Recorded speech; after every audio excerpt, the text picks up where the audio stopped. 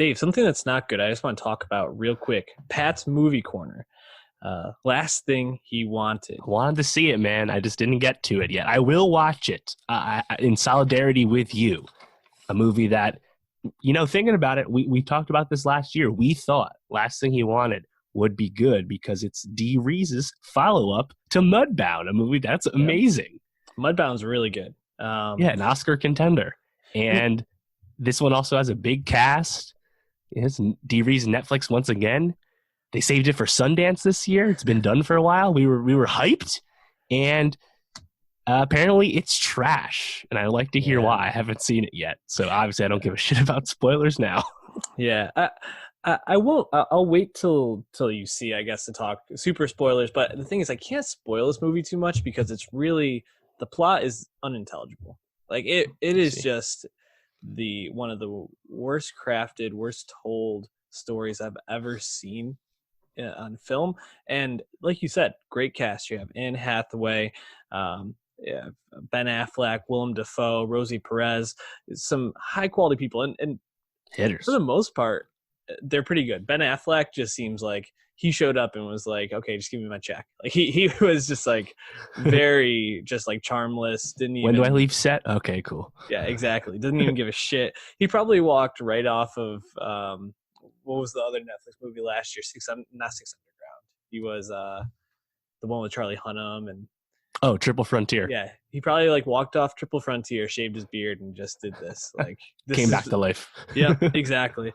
And man, it just felt like beyond the fact I couldn't really even follow what was happening. It just felt super boring. Like they have all the pieces of things that you want in this sort of movie. It should have been a thriller, right? You have Anne Hathaway as this journalist who's all following the South American beat, and mostly like all like the arms dealing and drug dealing going on down there, kind of like a crime reporter, so to speak, for down there. And she gets moved off of it and onto following the Reagan re-election campaign because the newspaper needed her to, the fake newspaper, the Atlantic Journal Post or whatever it is. Wow, really trying hard for that name. Yeah. Well, it's funny because should add Tribune. Yeah, this is based on a book by Joan Didion, and in it the character just is for the Washington Post. So they must not have been able to clear the rights for that for whatever reason, which is interesting. Maybe the Washington Post saw this and was like, "Do not put our name to this, please." Which I wouldn't knock them for at all. And her dad is Willem Dafoe, a drug runner in the early stages of dementia, and $500,000 in debt. So $500,000 in debt, needs to have this one amazing deal that kind of came out of the sky go through so he can get out of his debt. Get sick, and in order to still get the money, Anne Hathaway has to go down and basically do this arms deal for him. And man, I cannot really point you to a scene where I was super intrigued, except for probably the ending, which I won't spoil too much, but it's just like it's I think the ending is predictable, but I still think the way that they show it is like kind of like shocking. Like you don't expect it to happen exactly when it happens, I don't think.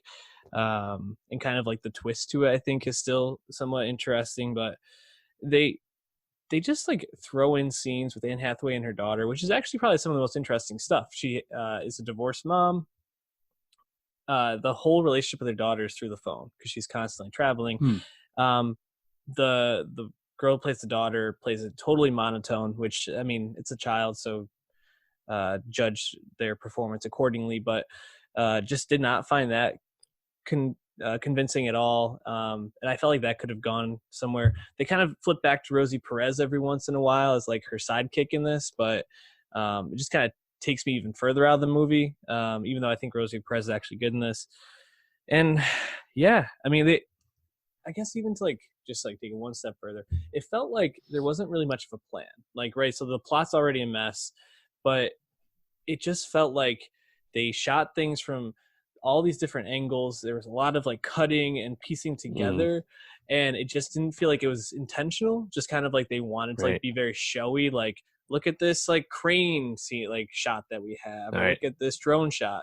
But like, did any of it actually make sense? There's just one scene that I remember very vividly where they show Anne Hathaway entering this room, and she has this really cool lighting, and they shoot it from the ground, and she walks in, and like, it cuts like 1 second later, and it's like a very like it was very off-putting to me because I was like, that was a cool shot, and then we go right back to a very traditional shot, and I don't really even know what the point of that like down like Huh. low Wow. shot was, and I was just kind of like, this feels like a whole mess in every sense of the word. So I'm interested to hear your thoughts whenever you get to it. I wouldn't say put it at the top of your movie list unless you don't have much to watch right now, No, but gotta watch it um, now. You can't let these things pile up. yeah, you don't want to be like saving this for your dessert.